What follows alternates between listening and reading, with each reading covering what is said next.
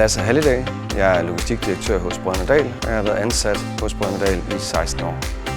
Brødrene Dahl er en VVS-grossist, som leverer produkter til det professionelle marked i Danmark. Så vi servicerer installatører over hele landet med dag-til-dag levering. Som grossistvirksomhed er logistikken ryggraden i firmaet, så vi er en meget, meget stor del af den løsning, som vi sælger til kunderne. Mit navn er Mathias Elkjær. Jeg har arbejdet her i 3,5 år. Jeg sidder som projektleder. Så for at beskrive vores flow, der modtager vi varerne, hvor vi indlærer dem direkte ind i vores OSR-højlager. Herfra, når de er indlært, så får vi ordre på dem. Så ryger de op til vores manuelle plukstationer eller til plukrobotten. Når de så bliver plukket der, så ryger de ind i OSR'en igen. Og når vi når deadline en gang i aften, så bliver de kaldt ud, paletteret og sendt med lastbil. Vi har tilføjet udstyr hertil lige siden Logstar blev bygget, men ellers så er det gået stærkt her de sidste par år, hvor vi har tilføjet returemballage hertil. Det Blue Tote Project, eller det blå kasseprojekt, som vi kalder det her, det er egentlig et forsøg for os på at fjerne noget CO2 fra vores organisation.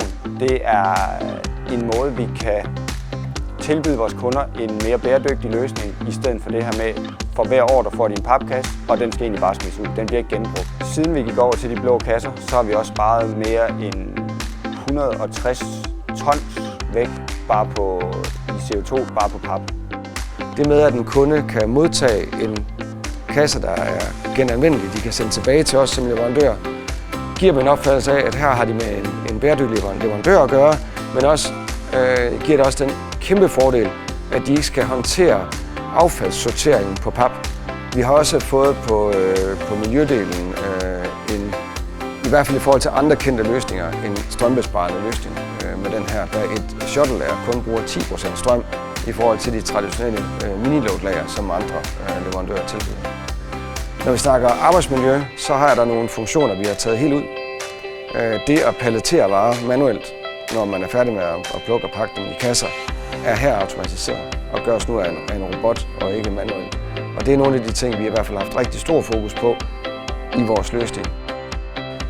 Vi har sidste år implementeret en fuldautomatisk plukrobot.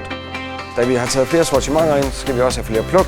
Og i stedet for at lave flere manuelle plukstationer, begynder vi nu at gå i retningen af en fuldautomatisk plukstation, som helt selv og i døgnets 24 timer kan plukke vores varer, således at vi egentlig slet ikke rører dem fra vi har bare modtaget dem, til de er klar til at blive afsendt i vores forsendelsesområde.